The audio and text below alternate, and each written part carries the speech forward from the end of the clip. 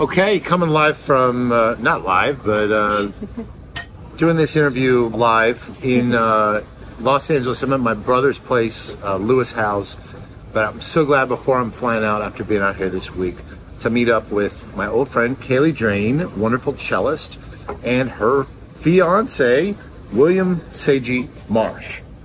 And I had met William.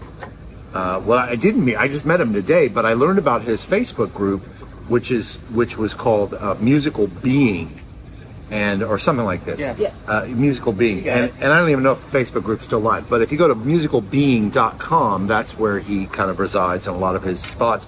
But I had really connected with your ideas, and so when I talked to Caleigh, I was like, oh, we got to get William over here so we can do this interview. But it's going to be exciting. We're going to talk about some subjects that are really on my mind a lot lately, which is about overcoming performance anxiety. If you choke during performances, or if you're self-judgmental about your playing, if you always feel like I need to get better, if that's like constantly, bothering you. We're also going to hopefully talk about practice methodology, and some really interesting ideas. I know it's going to be great, and Caleigh may share some ideas. So if you don't mind, William, just sharing, how did you get into this? Yeah, thank you. Thanks, Chris, for having me. I got into this. Well, I think dipping my toe first into it was when I was in college. I studied music at the University of Oregon. I got a degree in jazz studies. I'm a guitarist, and one thing I was really struggling with was playing in a way where I could actually express myself and not choke. Like, I would go into a tune, if I knew that I had a solo in the tune, this count-off would start and immediately my heart would start racing, and it would just compound up until the solo started, and I'd go right out of the gates trying to impress people, and then about 3/4 of the way through, when you should be hitting that peak, it's like I'm crashing and burning and just surviving the rest of the solo, and I just, something had to give, something had to change for me, and I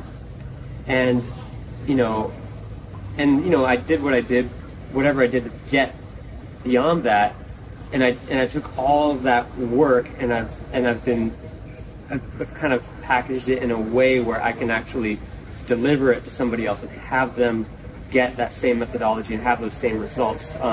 So in being self-expressed when you're improvising or playing whatever, even if you're playing something that's written, being expressive with it. Having practice methodology that's actually effective towards what you want. Feeling like you're not, making music from a place of creating and expressing rather than surviving or having people be impressed by what you have to play. Yeah. So how that happens to me a decent amount of time.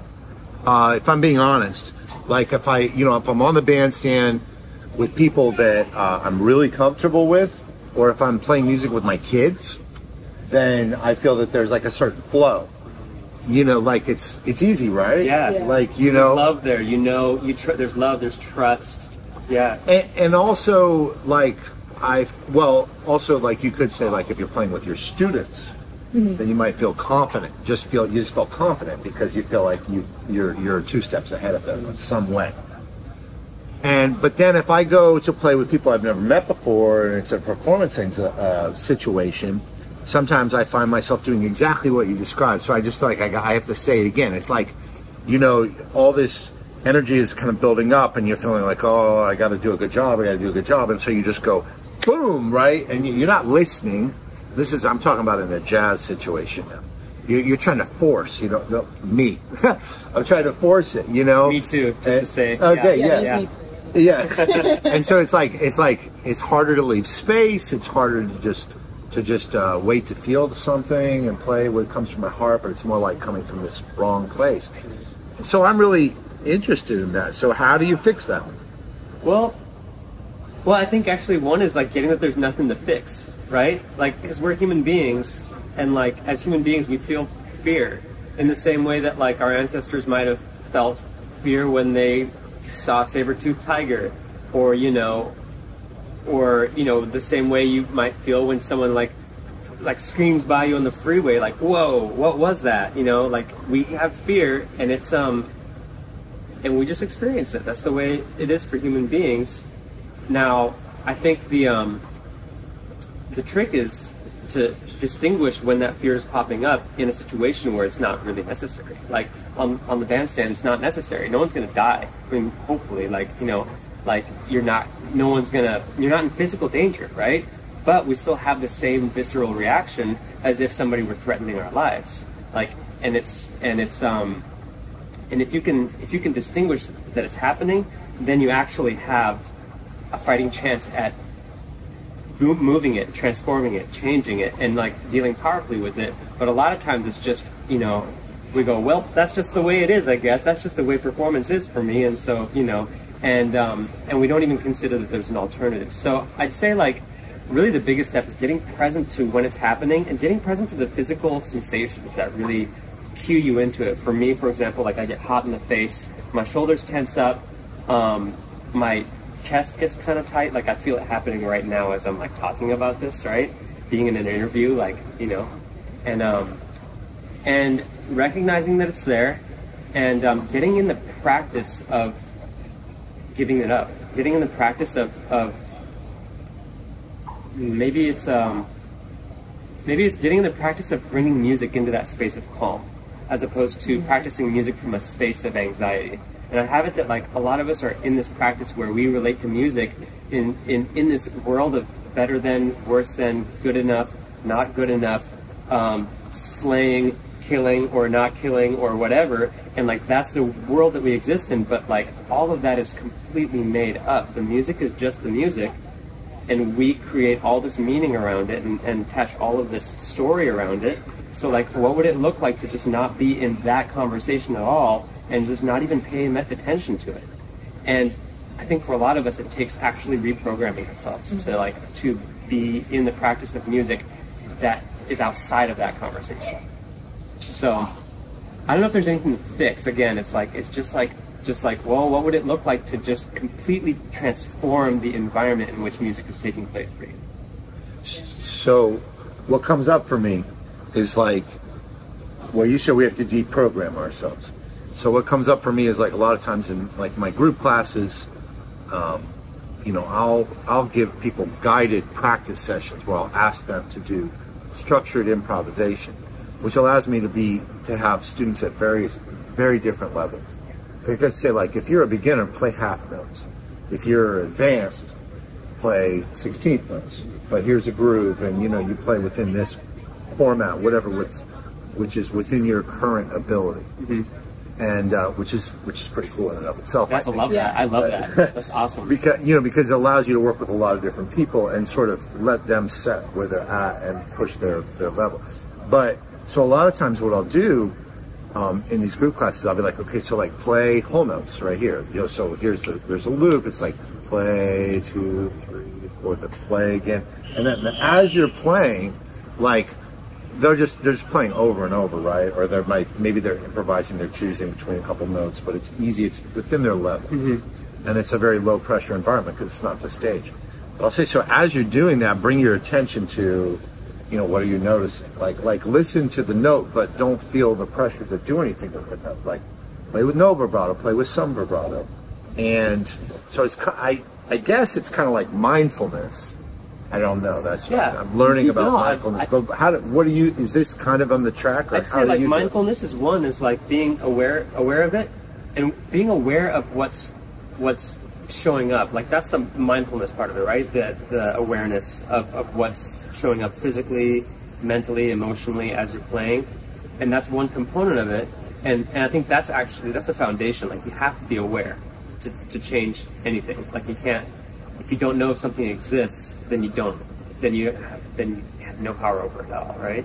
So by identifying it, you're creating it. You're putting a circle around it and saying, well, everything that's inside here is anxiety, and everything that's not inside the circle is not anxiety. And you can actually manage that one thing. Can I share a little bit? So I've worked with Bill, and really, like, on the court, like, how this has really transformed my playing, what you guys are talking about here. is, you know, Bill helped me reconstruct a warm-up session to begin the practice of mindful playing.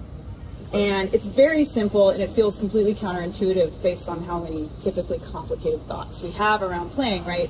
So the warm-up was a simple scale, and for me to just be present, the game is really to be as relaxed as humanly possible, and not even concern myself with how it sounds, but just how relaxed can I play? And that was simply it. That was actually the warm-up itself. And what I noticed is over time is that curiosity and being aware of what my body was doing started to map itself naturally, without me even trying, on everything I was playing. So fast forward to a couple months later, I'm playing some more rigorous classical piece just for fun, like a concerto or something, right? You know, and I've got these big shifts, and all of a sudden I notice in my body, I'm like, oh my gosh, every time I do a big shift, I'm tensing up my hips and my stomach, and that was restricting the shift. Now, I've been playing music for like, what, 27 years or something. I never noticed that I did that. And I can directly equivalent that to the work that you and I have done together, because it came through me being able to start noticing what my body's doing as I play with like more acuteness and clarity. Wow, yeah. So like what I'm hearing, so like that awareness is the first part, and then that second part is actually being in the practice of being aware. Yeah. So that like, and being, and bringing that awareness to your practice, and then finding, and then you found a way to transform it because you noticed it in action, and then you were able to actually powerfully deal with it. Absolutely, yeah, because I was in the practice of learning to relax. Once I noticed that my hips tightened up, rather than being like, oh, I have to fix this, right? It was just, okay, well, how can I relax this now? And then I found more relaxation within the technique of shifting. Yeah. I love that. So could you break it down if somebody, like, if there's like 2 or 3 exercises that somebody could do? Yeah. If they want to start with this in their warm up or practice. Yes, absolutely. Like one, my favorite one, I call it the random note exercise. So I set the metronome pretty slow, like 40, 50 BPM, and actually a lot like what you're saying, whole notes, right? And so I'll set the metronome really slow, and I'll play whole notes, and the only rule is that it's a whole note. It doesn't have to be any particular note. In fact, the more atonal it is, the better, because like you play the long tone, and you just stand in that tone being the most beautiful thing you've ever heard. You know, it's very kind of a Kenny Werner effortless mastery kind of idea, like just like, and if you're not familiar with that, I highly recommend that book, Effortless Mastery by Kenny Werner. But playing one note and just like standing, and this is a beautiful note, and then you play any other note on your instrument, and you stand in that note being beautiful, and you just keep going. And the cool thing is, especially if there's no prescribed key centers, that it's atonal, so it doesn't sound good, right? It doesn't sound like consonant in the way that we're used to hearing, right. And so it starts getting you used to just like hearing yourself play in a way that's not consonant, and relating to it as if it's a beautiful sound. Yeah. And it's kind of like, it's like a soft like reprogramming.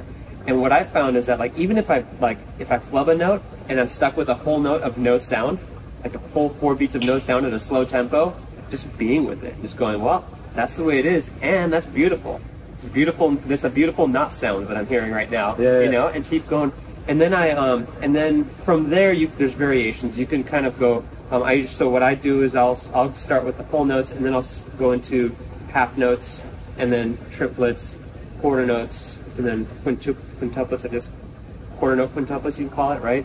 Sextuplets and so on. Just keep increasing by 1, and it's kind of fun to start to feel that math going on. You know? So that's like maybe a little bit more of an advanced one, but that's one exercise. And then of course you can take that same exercise and apply it to a harmonic context. So like, for example, if you're working on all of me, then you could then you could say, okay, I'm going to do this only roots, or only thirds, or only fifths, or only sevenths, or I'm going to do guide tone lines, or I'm going to do, you know, and there's you can slice it any number of ways, but the constant thing between all of these is really like being present to what's going on in your body. And the moment it starts feeling tense, like you feel a fear coming up, then putting yourself in a mode where it's easy again, where you can, like for example, it might just be simplifying the exercise, or slowing the tempo down, or slowing down the harmonic rhythm, or something where you can still be in the music and be in like a state of peace or relaxation with your body. So it's like, that's like the number one thing, is like coming back to that and then kind of pushing the envelope. Because like you were saying with your students, you were doing like if you're a beginner, let's do whole notes or quarter notes, and then if you're advanced, you do 16th notes. And there's not really any difference between the two of them. I mean, it's like one is a 16th of a measure and one is one of a measure, right? There's not an actual difference on the ground in reality, other than, well, one is the duration of the note, and so how fast they would happen. But it's really like the human reaction to it. Like when someone says 16th note, I immediately tense up because that sounds fast to me. Like, or like a whole note, I go, oh, that's easy, I can relax a little bit. But it's that human reaction that you're trying to manage, right? And so starting with whatever's easy, and then kind of turning the heat up just a little bit. And you can do this with any exercise, like start real slow, turn the heat up until you get relaxed. Yeah. No, I like it. It reminds me of yoga a little bit, because like in yoga class, the teacher will say, like, you know, don't try to overstretch your body. Just stretch where you can breathe fully. Like the most important thing is breathing fully. And like, or it's the same thing if you're working out, like you're supposed to, you know, don't try to strain your body to lift a weight. Make sure you do the thing with the right form. So I find that this analogy in this, so with my students, when they're doing this exercise, I always say, like, do this wherever you're, like, well, a couple levels. Like play whole notes at a tempo that you can think ahead, that you can feel relaxed, as you're saying. So that's the dictator of your tempo. Yeah. It's not, and so as you're saying, and then you can push it up. But if you try to play 16ths right at the beginning, it may, technically it may be challenging. And also harmonically or rhythmically or whatever, you know, or physically it might be challenging. So don't do that. Yeah. You know, play at the level where you can think clearly. Or as an improviser, it would be like, well, you know, play at a tempo where you can take all day to think about the next chord. Because the big challenge is like fast moving chord progressions, right? Right, yeah. And like we're only at wherever we're at. Yeah. Like we can only think as fast as we can think. So I like that a lot. That's great. That really resonates with me in a lot of the things I've been doing. I would like your class, I think. I hope so, yeah. I feel like you could teach my class. Yeah, and you probably, some of the things I'm doing, I think you'll get it right away, like, you know, because I just adapt some of it sounds like I'm adapting some similar things, but I'm putting them along with like, into like a live group lesson situation, and with varying levels. So where people have options, modifications, like in yoga, again, like if you're in a yoga class, the yoga teacher will be like, okay, so do standing mountain, or no, say like do tree, but if tree's too hard, then do this, do mountain, or do child's pose. Yeah. So I kind of, that's how I do it. What I'm hearing is like it's not like it's not the doing of that pose, it's that relaxation, it's who you're being while you're doing the thing. Right? It's like you're being relaxed. You're being a master, you know? Like, yeah, I can do corpse pose like a master because I just lay there, right? I'm really good at that. I'm a master yogi when I'm doing the corpse pose. Yeah. Now, when it comes to doing like, you know, I don't know, name one of the hard ones. Oh, like dancer pose. Dancer pose, sure. I don't even know what that is, but like I'm a total amateur when it comes to that because I can't, you know, I haven't brought that pose into my mastery, you know? Right. And it's like, and I feel like we're all masters already. We're masters at whatever it is that we're masters at. And the things that we aren't masters at, it's because we haven't brought that activity, that doing, into our mastery. Like we haven't brought it into a place where we're masters at it. Like a whole note, sure, you can do a whole note, but can you play giant steps at 250? Like that's, you know, like it's really like just a spectrum. Right? And if you have the whole note and you're a master at that, well, you could probably master the half note. Or you could master the whole note at like maybe a 25% faster tempo or something, you know? And it's just kind of a scale. You're like kind of bringing it in slowly. And eventually you get up to that giant steps at, you know, whatever. Speaking of yoga, actually, I was just in a class where the teacher said that growth is just past your point of comfort. That's where your growth exists. And it reminds me of that analogy you just made, which is to say, like, it's not really about fearing the gap between whole notes and giant steps or whatever. It's actually having trust and confidence and knowing that it's just past that point of your comfort zone, which is where growth is. And it's so important, I think, for us to learn how to take that small step forward where our curiosity can remain present, because at the heart of it, we are our best teachers.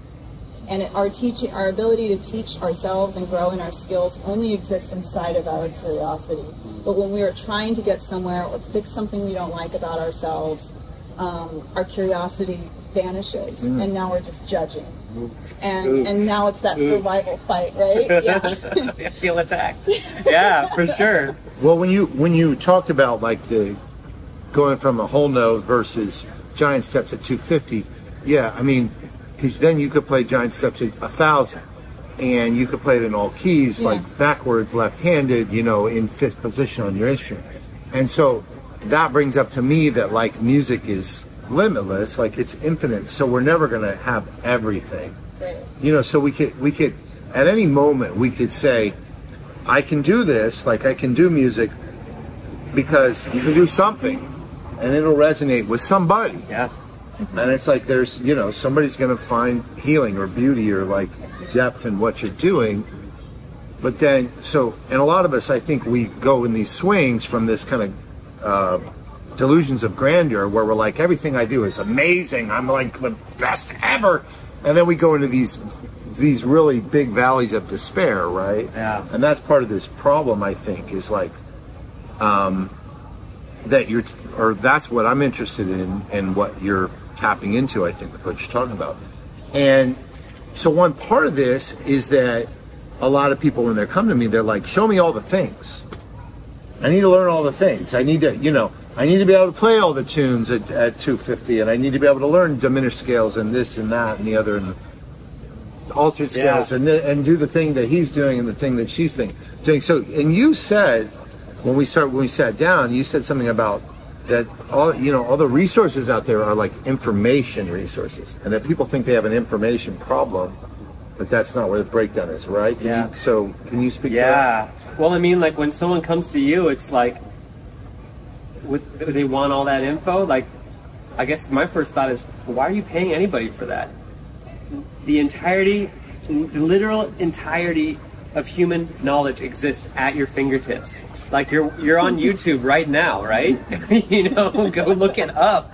It's out there, right? But in fairness, though, even if they were to disagree with that, like someone could say, yeah, but you know, we need someone to give us the sequence of the information and tell us which part of it we need right now. Yeah. And so, you know, so information arguably is a part of it. Yeah, it is. Yeah. So and that sequence is dictated by where it is you're trying to go. Right. Everybody starts at the what, and they don't start with the outcome, right? Yeah. So like if you're like, this is an analogy I use all the time. So like what's a dish that you like to eat, Chris? Like I like what's the Thai one with the chicken and pad thai. Yeah, pad thai. Yeah. I don't even know how to make that, right? But I know that if I was going to go in the kitchen and make it, I know, okay, so pad thai is what I end up with. Yeah. So what are the steps that I would have to go through to get pad thai, right?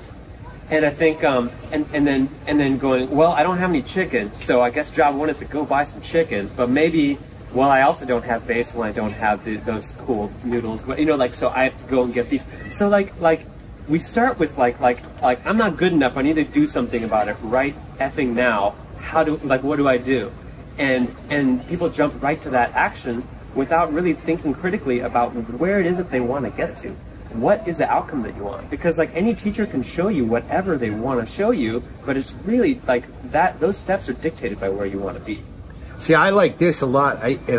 Tell me if I'm wrong, but if you're saying that instead of saying, "Oh, I just wish I could learn to cook," it's like, no. What do you want to cook, and for whom?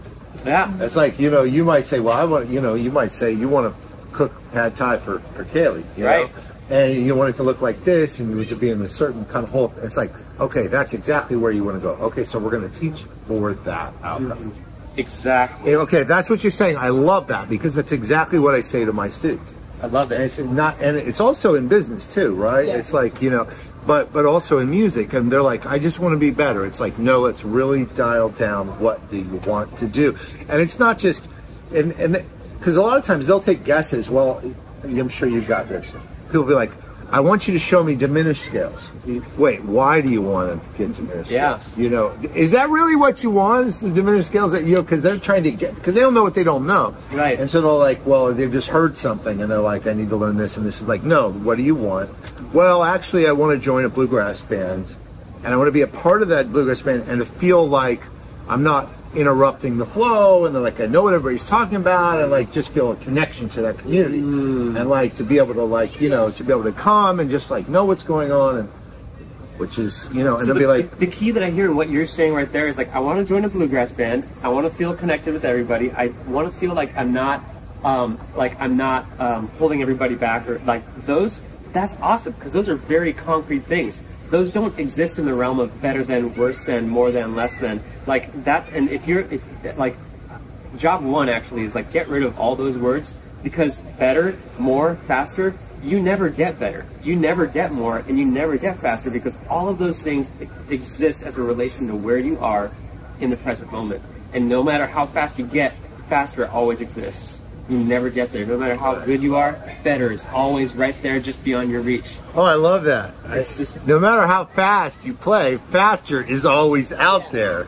it's a moving goalpost. It's a moving goalpost. Yes. Right? Yeah. You can never get there. That's why I said when before this I said, yeah, well, you're never gonna get better, and you kind of looked at me like, I didn't get it. But now I get it. Yeah. Now I get it. You don't It's get a moving. better. Now I really. No one get ever that. gets better. No one ever gets better. Because I still got to wrap my head around it. it's messing you up, huh? It messed me up too. I'm like, well, what would it look like to not exist in a conversation of better or worse or good enough or not good enough? Like, what would be left? What if your musical journey was about? Well, what would your musical journey be about if it wasn't about being better? Like, what's available? You know? Completely. And I'll just say, like, again, this is another result I've gotten from like working with these questions now for the last like 2 years, and what started to show up just on the ground is me getting really clear on what the outcome of what I want my music to be like. And it's just a completely different realm, because I didn't know that I didn't know that I was working to be better all the time. I was just constantly trying to be better, whatever better meant, and it was totally unmotivating, so I just was never getting anywhere. And what I got present to, especially during the pandemic, was like what the power of connection meant for me when I played music for other people and how much it moved them. Now, the blessing of this time was that I think because we were also stressed and starved for connection, when I did get to play music, even virtually, I could really see the impact that it created on people. And the impact it created on people created such a profound impact on me. So I became present to the outcome, like we're talking about, of like what I wanted my music journey to be, which was like around connection, profound, direct connection. And as a result of that, like Bill and I have been working in a music duo where we've gotten the opportunity to play really powerful concerts for people that, I mean, culminated yesterday in like a concert of like 100 people. And I mean, I don't know if you felt this, but I mean, I almost felt like a tidal wave of energy from people's faces and eyes. The way that they were listening was so profound. And I was so present to how I created that, because that was my desired outcome. Beautiful. Yeah. You weren't going into it like I want to play better than I did last time, or right? Or like I want to make more money or whatever. I'm laughing now because it sounds so, and I mean this in the best way possible, because like I love and forgive myself for this, but it sounds, and it's so egotistical to want to be better. It's all about you. All about you. It's all fear-based. It's internal, and the opposite of connection ends up happening. And we're trying to be better. And the moment I let go of that, let go of better, it's a game I'll never win. So like, I'm going to just give it up, right? What I got to create was connection, and now it's about everyone out there, but that's what ends up bringing the fulfillment back. Especially in this particular case, because that's one of the goals that you were able to articulate. Yes. You know, and for different people, it might be different. It might be money. It might be, and I think that's awesome if it is. Right, yeah, or dude. whatever. You know, it might be that they want to feel creatively self-expressed. They want confidence. That they want place to get away from it all. Like or they whatever. want a Grammy, or they want, you know, like it could be anything. Right. And but it's a matter of really like getting clear. What is it that you want out of this experience as a human being that participates in music, and like what's it gonna take to get that, and are you willing to do what it's gonna take to get that? And sometimes like what it's gonna take to get that thing will throw you for a loop. Like, for example, you know, I have classical violin players, for example, or cello players. They come to me, and in fact, I'm working with a cellist right now. Caleigh's a cellist, by the way, but there's a cellist who's working with me right now, and she's going to play a jazz show in September. She was like, I want to crush it with these jazz cats in September on this gig. And I was like, I can help you do that, because it's so clear, like what you were saying, right? Yeah. But like, one of the things that I'll say to people about it is like, for you to crush it on this show coming up in September, okay, we're going to pick 12 songs. Well, part of it is picking songs that you can play right now, or by September. It's like, because, and then people are like, well, no, that's not what I meant. It's like, no. That goes to what you just said, which is like, you got to do whatever it takes to make that outcome happen. You don't get to change the rules. Yeah, it's like, and here's the thing: you know, I get so many students that do come with an outcome that they want. And they want to tell me how they want to do it. Right. And it's like... that's when it's a problem. Yeah, I mean, it's like, well, it doesn't work that way. Yeah, it's like you don't have to take a solo on every song. And that's one way to crush the gig. Absolutely. You could play a transcription on one solo. Totally. You could take, like, instead of playing, like, the hardest part of the form, you could play, like, the outro fail. Yeah, or you could write an etude. You could write an etude as your solo or something. Yeah. There's all sorts of ways to do it. Yeah, and really, like standing in that outcome, like, what is the outcome? Is it you improvised and you played it in a different key than you rehearsed in? Or is it, you know, like how complex do you want it to be?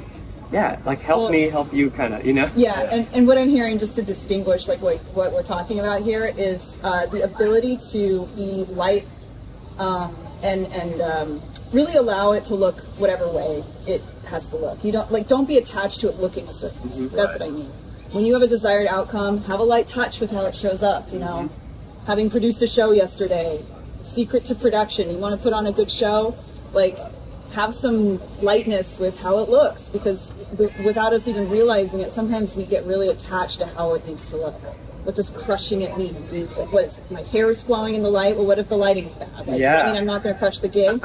And it sounds ridiculous when I articulate it that way, but that is truly how we get latched on, and I think that's where a lot of breakdowns happen in our growth. Absolutely. That's it. We relate to how we feel about it. We don't relate to actually what's actually there. We relate to our feelings around it. And so, like, really creating that outcome rigorously in language. Here's another exercise. Well, can you go into that, what you just said? Yeah. So apply that to practice, if you don't mind. Yeah. So, like, let's say we practice for this outcome of, you know, let's say you're a student who is out to have a crushing gig in September. So the practice is, first of all, creating in language what a crushing gig actually is. So, you know, I mean, one thing they could do is to write a journal entry from the weekend after their gig and talk about what that gig was like. And like, what was the experience? You mean now, before it? Right now, yeah, as if it's a done deal, as if it. Oh, I love this. You're saying it. So right now, before the gig, right, as if you're after it, what it was like. Okay, you're standing, visioning, really. You're standing 2 months ahead, or whatever that the math is on that right now, and you're standing up there, and you're remembering what that gig was like, and this gig was like the ideal experience of yourself as a musician on stage on this gig. You're crushing it, but what does crushing it even mean? Because if we just go, oh yeah, I crushed it, like that can mean anything, and you're gonna be disappointed because it's not gonna be good enough or whatever you think crushing it means, right? So like yeah, there were X people in the audience, there were this number of people. I had this many people come up to me after the show and want my phone number to play on another gig. I made this much money. We played this many tunes, and my experience of playing the tunes was that I felt comfortable in every tune. I felt, you know, like really creating it rigorously in language so you have an outcome that you're going for. And then you take that and you can just go line by line. You can go, okay, so I had this many people in the audience. What would it take to have that many people in the audience? I mean, that's not a music practice thing, but like, you can go, okay, well, if I wanted 100 people in the audience, like how many people do I have to call and tell them about this gig, or how much money do I have to put into Facebook advertisement or whatever, right? When it comes to practice, it's like, okay, so I played 12 tunes and I knew them inside and out. Okay, so let's say tune 1. What would it take to know this tune inside and out? And start thinking about what it is that it took. Like, again, like past tense, like it's already a done deal. What did it take to get this up to speed? And the cool thing is, like, whatever you come up with, you might fall on your face and it might fail, right? But that is what it takes to learn that action was ineffective, and to create a new action to actually get to that point. So maybe you took 3 different tacks on learning this one tune, let's say, and the first 2 were total failures. And like, man, write your failures into your experience, because you're gonna fail and you're gonna be okay with it. Or else, you just keep failing until you don't fail anymore, right? I mean, I don't know. That's the way it occurs to me, at least. I want to give an example of this, because Bill and I use this all the time, and I don't want to overstep the absolute power and juiciness of this practice of creating what your future goal is as if it's already happened. There's something very powerful that clicks in your mind when you start to speak of your accomplishments as if they've already happened. That it pulls it out of the realm of abstract within your mind, and this sort of hopefully one day maybe I'll get there kind of realm, and actually you start to track yourself like Google Maps. You start to navigate yourself towards a goal once you've actually pinpointed it in time as if it's done. And Bill and I do this all the time. We created a bunch of things that happened at our event yesterday a week ago. How many people showed up? What love, how did I experience my own self-expression as an artist? I don't know, there were some other goals there that we actually created. We actually wrote them in the past tense, like a week ago. And what's bonkers is that it's not like I religiously read it every day and I was like, okay, that's what I have to do. But they showed up. They absolutely showed up. We do this with vacations. Yep. We do this on creative projects we create together. I do this sometimes even with my day. Standing at the end of the day, how did my day go? What was the ideal experience? Well, so for me as a skeptic, it comes up for me that like some of the feelings that you might have would be easier to envision beforehand as if they had happened, but that like so-called concrete outcomes would be harder to like quote unquote manifest. I mean, my brother Lewis interviewed the author of The Secret, I think twice, wow. So including like so it's like this idea of like manifesting 100 people that showed up at your gig, right? I mean, just to me as a skeptic, I'm not saying I'm totally skeptical, but there might be people listening who are skeptical. Is there a difference or not? Because I think also like just saying like, I want to be able to play the changes on giant steps at 250, like that doesn't work for me. Yeah, I mean, like what's the difference? Or I want to make $100,000. Well, it's not magic, right? Okay. It's not magic. But if you know where you're going, then you have a much better chance of getting there than if you have no idea where you're going. So just having more detail in what your goal is and what the result is that you want. Mm-hmm. Yeah, because like I could say like, man, I want like a butt ton of people at that show, right? I want a lot of people there. What's a lot of people? Right. I don't know. 100 is that's specific. Sure, it's specific, right? It's measurable. And then you fight for that out. Yeah, exactly. And you go, okay, what would it take? How many phone calls would I have to make to get 100 people to show up to this? Right. Yeah, exactly. And like, then it's a numbers game. Yeah, it's not about making a wish and then sitting on your ass. All right. Absolutely. It's about taking action, but like, but having the action actually be effective in delivering the outcome that you want, as opposed to having like taking an action and then being mad that you're trying to make pad thai. And so you go and start chopping a bunch of lettuce, and then you're fucking mad that, you're mad that you don't have pad thai, even though you've chopped all this lettuce, and like, without even thinking for a second that lettuce doesn't go in pad thai. Right. It's like, it's just bonkers. It's bonkers to look at practicing that way. I feel you on this. I love this. I love these ideas. Well, I'm sorry that I'm going to have to wrap it early today, but it's really, I'm stoked to meet you. And I want to, again, encourage everybody. Well, first of all, leave a comment, anything about this that resonates for you. if you're watching on YouTube. If you're listening on the audio version on Creative Strings, then reach out to me if you want, chris@christianhouse.com.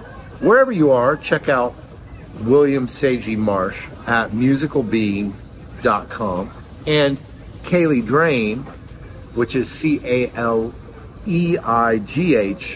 Nice. Drane.